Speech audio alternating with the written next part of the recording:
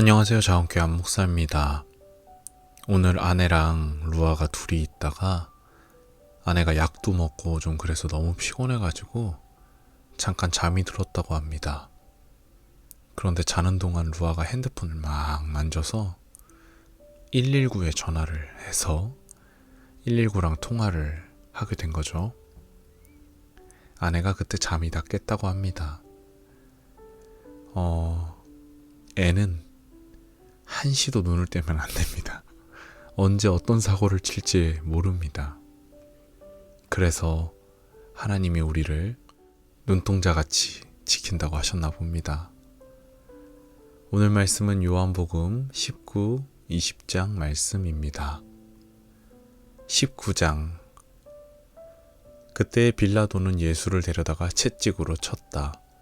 병정들은 가시나무로 왕관을 엮어서 예수의 머리에 씌우고 자색 옷을 입힌 뒤에 예수 앞으로 나와서 유대인의 왕 만세 하고 소리치고 손바닥으로 얼굴을 때렸다. 그때 빌라도가 다시 바깥으로 나와서 유대 사람들에게 말하였다. 보시오, 내가 그 사람을 당신들 앞에 데려오겠소.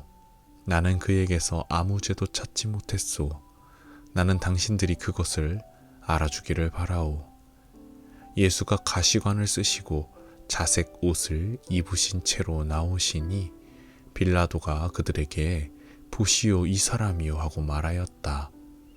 대제사장들과 경비병들이 예수를 보고 외쳤다. 십자가에 못 박으시오. 십자가에 못 박으시오. 그러자 빌라도는 그들에게 당신들이 이 사람을 데려다가 십자가에 못 박으시오. 나는 이 사람에게서 아무 죄도 찾지 못했소 하고 말하였다. 유대 사람들이 그에게 대답하였다. 우리에게는 율법이 있는데 그 율법을 따르면 그는 마땅히 죽어야 합니다. 그가 자기를 가리켜서 하나님의 아들이라고 하였기 때문입니다. 빌라도는 이 말을 듣고 더욱 두려워서 다시 관저 안으로 들어가서 예수께 물었다. 당신은 어디서 왔소? 예수께서는 그에게 아무 대답도 하지 않으셨다. 그래서 빌라도가 예수께 말하였다. 나에게 말을 하지 않을 작정이요. 나에게는 당신을 놓아줄 권한도 있고 십자가에 처형할 권한도 있다는 것을 모르시오? 예수께서 대답하셨다.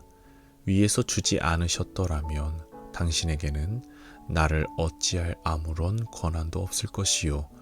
그러므로 나를 당신에게 넘겨준 사람의 죄는 더 크다 할 것이요. 이 말을 듣고서 빌라도는 예수를 놓아주려고 힘썼다. 그러나 유대 사람들은 이 사람을 놓아주면 총독님은 황제 폐하의 충신이 아닙니다. 자기를 가리켜서 왕이라고 하는 사람은 누구나 황제 폐하를 반역하는 자입니다. 하고 외쳤다. 빌라도는 이 말을 듣고 예수를 데리고 나와서 리토스트론이라고 부르는 재판석에 앉았다. 리토스트론은 히브리 말로 가바다인데 돌을 박은 자리라는 뜻이다. 그날은 6월절 준비일이고 때는 낮 12시쯤이었다. 빌라도가 유대 사람들에게 말하였다. 보시오, 당신들의 왕이요. 그들이 외쳤다. 없애버리시오, 없애버리시오. 그를 십자가에 못 박으시오. 빌라도가 그들에게 말하였다. 당신들의 왕을 십자가에 못 박으란 말이요? 대제사장들이 대답하였다. 우리에게는 황제 폐하밖에는 왕이 없습니다. 이리하여 이제 빌라도는 예수를 십자가에 처형하라고 그들에게 넘겨주었다. 그들은 예수를 넘겨받았다. 예수께서 십자가를 지시고 해골이라 하는 데로 가셨다. 그곳은 히브리 말로 골고다라고 하였다. 거기서 그들은 예수를 십자가에 못 박았다.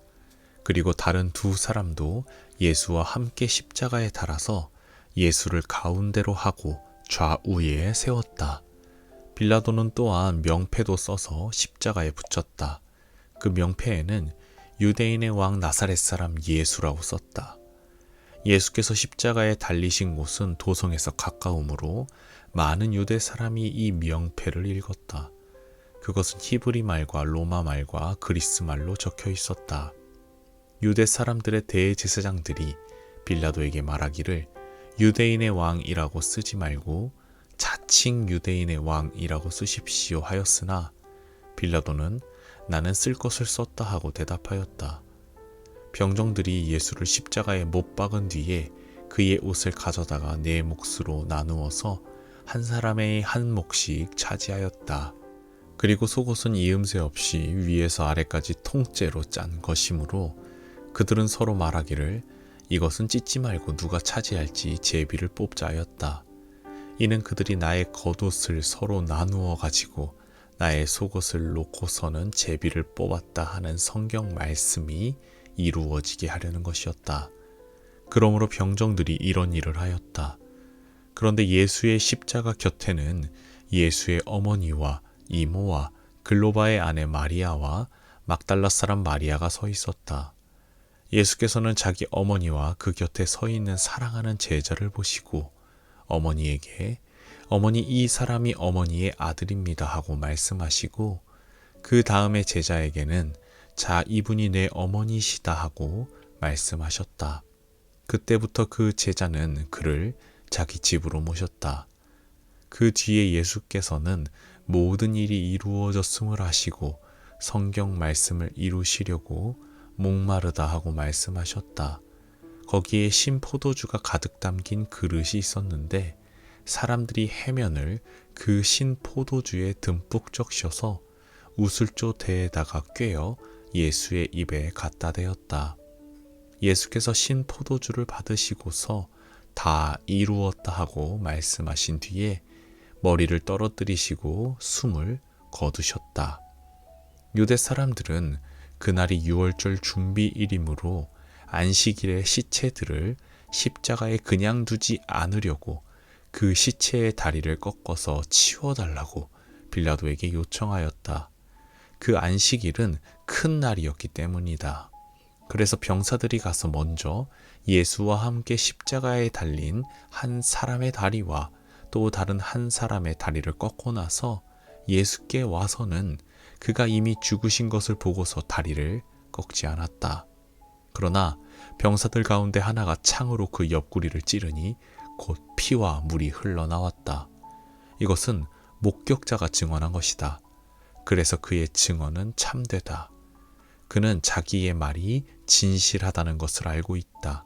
그는 여러분들도 믿게 하려고 증언한 것이다. 일이 이렇게 된 것은 그의 뼈가 하나도 부러지지 않을 것이다 한 성경 말씀이 이루어지게 하려는 것이었다. 또 성경에 그들은 자기들이 찌른 사람을 쳐다볼 것이다 한 말씀도 있다.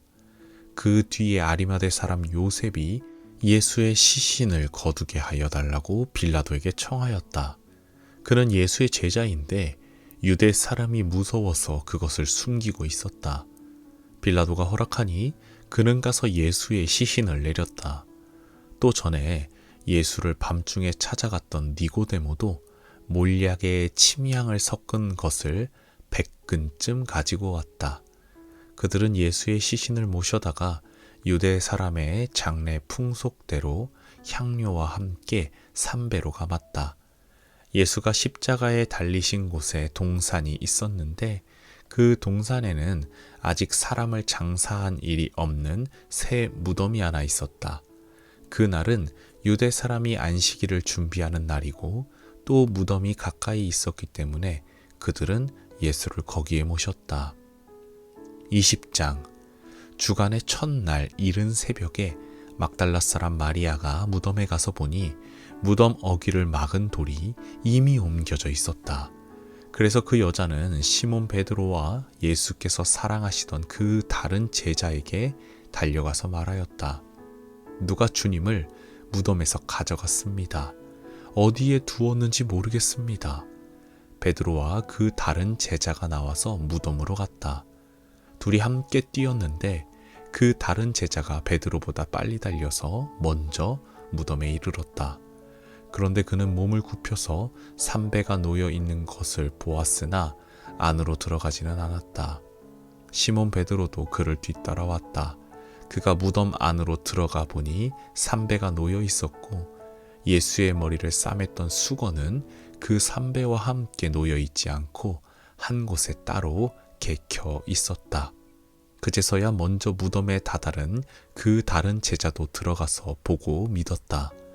아직도 그들은 예수께서 죽은 사람들 가운데서 반드시 살아나야 한다는 성경 말씀을 깨닫지 못하였다. 그래서 제자들은 자기들이 있던 곳으로 다시 돌아갔다. 그런데 마리아는 무덤 밖에 서서 울고 있었다. 울다가 몸을 굽혀서 무덤 속을 들여다보니 흰 옷을 입은 천사 둘이 앉아 있었다. 한 천사는 예수의 시신이 놓여 있던 자리 머리맡에 있었고 다른 한 천사는 발치에 있었다. 천사들이 마리아에게 말하였다. 여자여, 왜 우느냐? 마리아가 대답하였다. 누가 우리 주님을 가져갔습니다. 어디에 두었는지 모르겠습니다. 이렇게 말하고 뒤로 돌아섰을 때에 그 마리아는 예수께서 서 계신 것을 보았지만 그가 예수인 줄을 알지 못하였다. 예수께서 마리아에게 말씀하셨다. 여자여, 왜 울고 있느냐? 누구를 찾느냐? 마리아는 그가 동산지기인 줄 알고 여보세요. 당신이 그를 옮겨 놓았거든 어디에다 두었는지를 내게 말해주세요. 내가 그를 모셔가겠습니다 하고 말하였다. 예수께서 마리아야 하고 부르셨다. 마리아가 돌아서서 히브리 말로 라부니 하고 불렀다. 그것은 선생님이라는 뜻이다. 예수께서 마리아에게 말씀하셨다. 내게 손을 대지 말아라. 내가 아직 아버지께로 올라가지 않았다. 이제 내 형제들에게로 가서 이르기를 내가 나의 아버지 곧 너희의 아버지 나의 하나님 곧 너희의 하나님께로 올라간다고 말하여라. 막달라 사람 마리아는 제자들에게 가서 자기가 주님을 보았다는 것과 주님께서 자기에게 이런 말씀을 하셨다는 것을 전하였다. 그날 곧 주간의 첫날 저녁에 제자들은 유대 사람들이 무서워서 문을 모두 닫아 걸고 있었다. 그때 예수께서 와서 그들 가운데로 들어서셔서 너희에게 평화가 있기를 하고 인사말을 하셨다. 이 말씀을 하시고 나서 두 손과 옆구리를 그들에게 보여주셨다. 제자들은 주님을 보고 기뻐하였다. 예수께서 다시 그들에게 말씀하셨다.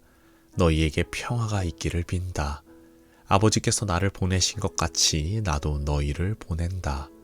이렇게 말씀하신 다음에 그들에게 숨을 풀어 넣으시고 말씀하셨다.